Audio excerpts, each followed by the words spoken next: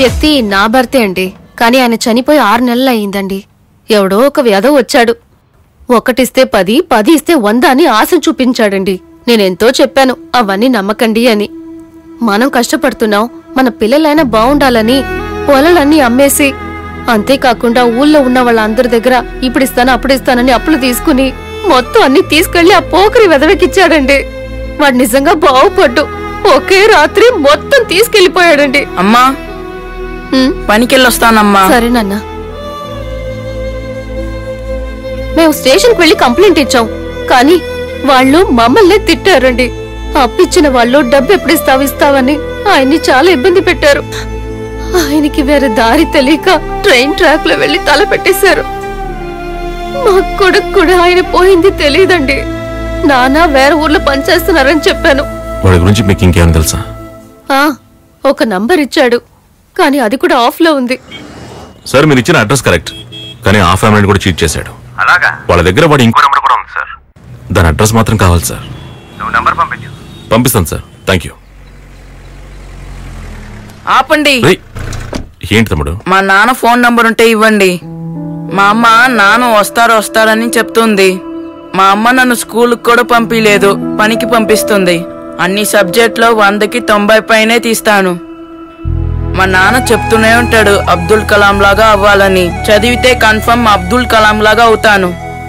నేను ఖచ్చితంగా చెప్తున్నాను, వచ్చే నెల నుండి నువ్వు తప్పకుండా స్కూల్కి వెళ్తావు. వెళ్ళు. థ్యాంక్స్ అన్నా.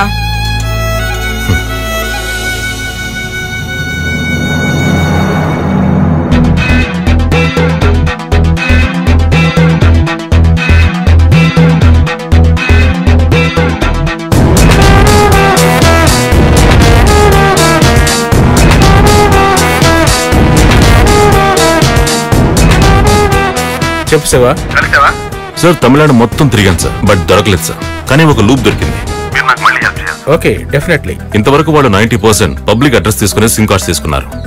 అది కూడా మోసపోయిన వాళ్ళ అడ్రస్ తీసుకునే సిమ్ కార్డ్స్ తీసుకున్నారు. వాడి బ్యాడ్ టైం. నా అడ్రస్ ప్రూఫ్ కూడా తీసుకున్నాడు. తప్పకుండా నా అడ్రస్ ప్రూఫ్ మీద వాడు సిమ్ తీసుకుంటాడు. అలా తీసుకుంటే కనుక ఆ నంబర్ నాకు కావాలి సార్. వాడు నా నెట్వర్క్ లో తీసుకుంటే వాడి ఐడి, ఫోటో అన్ని స్కాన్ చేసి పంపించగలను. అందులో ఏ డౌట్ లేదు. వాడు వేరే నెట్వర్క్ లో తీసుకుంటే నేను ఏమి చేయలేను. వాడు నన్ను మాత్రం మోసం చేయలేదు సార్. తమిళనాడులో ఉన్న ప్రతి ఒక్కరిని మోసం చేశాడు. చాలా మంది ఆత్మహత్యలు చేసుకున్నారు సార్. ఎన్నో కుటుంబాలు రోడ్డున పడ్డాయి. ఎంతో మంది చిన్న పిల్లలు చదువుకునే అవకాశాలు లేక ఇప్పుడు పొలంకెళ్తున్నారు సార్. వాడు ఇంకెవరిని మోసం చేయకూడదు సార్. ఓకే శివ, నా లిమిట్ దాటి నేను ఎంతవరకు హెల్ప్ చేయగలను అంతవరకు చేస్తాను. నేను ఫోటో, ఐడి ప్రూఫ్ వాట్సాప్ లో పంపించు. ఎస్ సార్, నేను వెంటనే సెండ్ చేస్తాను.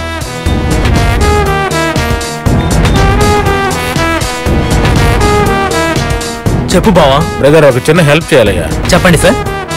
శివాజీ నెంబర్ 1, తిరుమంగళం వీధి.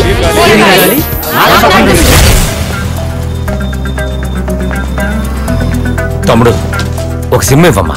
ఏ సిమ్ కావాలి? ఏదో ఒక సిమ్.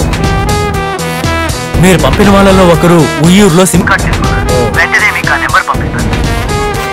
సార్ చెప్పండి. శివ, నీ అడ్రస్ ప్రూఫ్ తోటి ముస్లిం ఒకడు సిమ్ కార్డ్ తీసుకున్నాడు.